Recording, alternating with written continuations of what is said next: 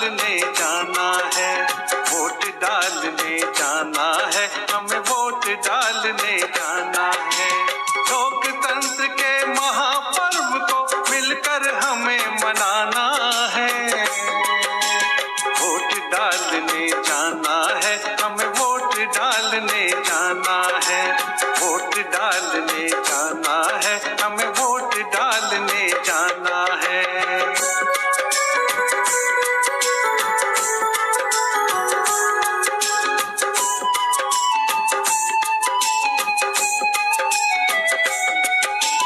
जागो जागो रे मतदाता, अब कर्तव्य निभाना है। जागो जागो रे मतदाता, अब कर्तव्य निभाना है। अपने हाथों से गढ़कर भारत का भाग्य बनाना है। सुप्त हो रहे कर्म बोध को फिर से आज जगाना है। वोट डालने जाना है, हमें वोट डालने जाना है। वोट डालने जाना है, हमें वोट डालने जाना है। लोकतंत्र के महापर्व को मिलकर हमें मनाना है। वोट डालने जाना है, हमें वोट डालने जाना है। वोट डालने जाना है, हमें वोट डालने जाना है।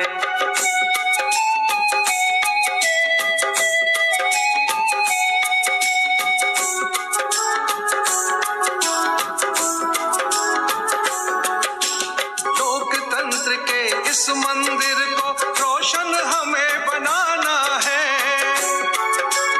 लोकतंत्र के इस मंदिर को रोशन हमें बनाना है। मतदान हमारा परम धर्म है, यह सबको समझाना है। लालच में हम नहीं फंसेंगे, यह भी याद दिलाना है। वोट डालने जाना है, हमें वोट डालने जाना है। वोट डालने जाना है, हमें वोट डालने जाना है। लोकतंत्र के महापर्व को मिलकर हमें मनाना है। वोट डालने जाना है, हमें वोट डालने जाना है। वोट डालने जाना है, हमें वोट डालने जाना है। आपण मतदान प्रक्रिया पार पाडली। या मतदान प्रक्रियेमध्ये अगदी नर्सरी पासून तर 10वी पर्यंतच्या सर्व विद्यार्थ्यांनी सहभाग नोंदवला। आपल्याकडे एकूण 4 उमेदवार उभे होते। 2 मुलींमधून उमेदवार होते आणि 2 मुलांमधून उमेदवार होते। दोघांची कामगिरी आपल्या शाळेमध्ये खूप छान आहे, दोन्ही उमेदवारांची, मुलांची आणि मुलींची। आणि त्याच्यातनं आज तुम्ही तुमच्या मताचा आदर करून आणि त्यांना निवडून देण्यासाठी एक छानसा असा प्रयत्न केला।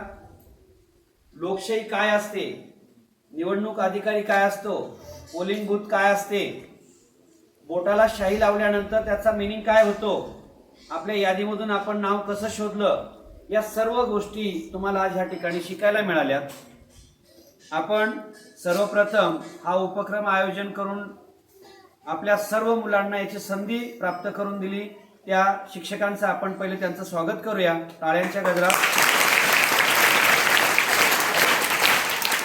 ज्या गोष्टीची तुम्ही आतुरतेने वाट पाहताय तो म्हणजे निकाल। लोकशाहीमध्ये निकाल लागायला 4-5 दिवस लागतात। आपली लोकशाही आहे, परंतु मतदान प्रक्रिया आपली छोटीशी असल्यामुळे आपण लवकरात लवकर त्याचा निकाल लावला। एकूण आपल्याकडे मतदार होते 374। एकूण 9 मत बाद झाली।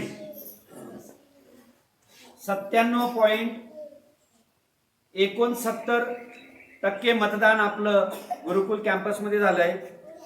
4 उमेदवार होते, 2 मुलांमधून आणि 2 मुलींमधून। त्यापैकी आपल्याला एक मतदार निवडायचा होता। याच्यात यश वाघ 123 मतांनी पराभूत झालेला आहे, मत मिळाले आणि तो पराभूत झाला आहे। दीक्षिताला 108 मत मिळाले आणि तीही पराभूत झाली आहे। मुलांमध्ये अविनीश पाटील 255 मतांनी विजयी झालेला आहे.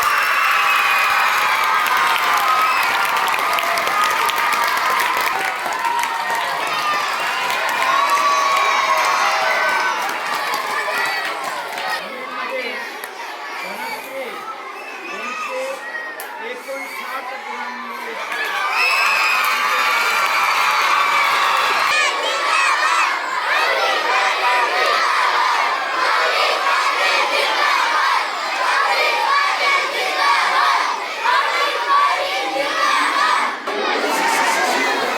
या प्रक्रियेमध्ये त्याला कसं वाटलं, तुमच्या सगळ्यांचे तो आभार मानेल आणि त्याची बाईट देईल. सगळ्यांनी शांत बसा आता. कसे आहात तुम्ही?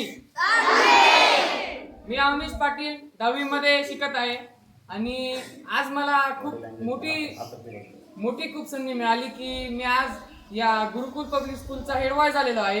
त्याच्यामध्ये मी उमेदवारी माझी धरली होती.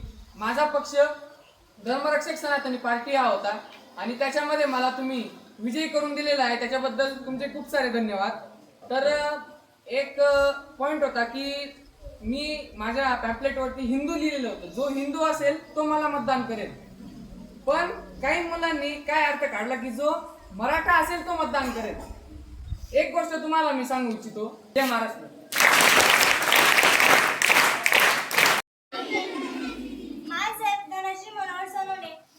तुम्ही मला मतदान करून जिंकवलं, एवढा सपोर्ट केला त्याबद्दल तुम्हा सर्वांचे खूप मनापासून आभार मानते. शासनाने मला जो हक्क 18 वर्षांनंतर मतदानासाठी उभा राहण्याचा दिला होता तो हक्क मला प्रिन्सिपल सरांनी 15व्या वर्षीच उपलब्ध करून दिला. त्याबद्दल त्यांचेही खूप मनापासून आभार मानते.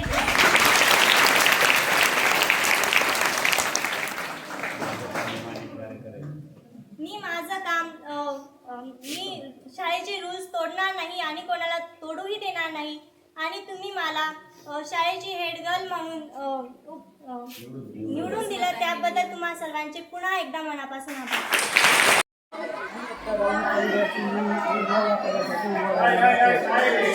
मला ज्यांनी मतदान दिले ज्यांनी नाही दिले त्यांचा मी आभार मानतो. धन्यवाद. त्यांच्यासाठी त्यांना खूप धन्यवाद. आणि जरी मी निवडून नाही आली तरी मी शाळेचे रूल डिसिप्लिन तोडणार नाही.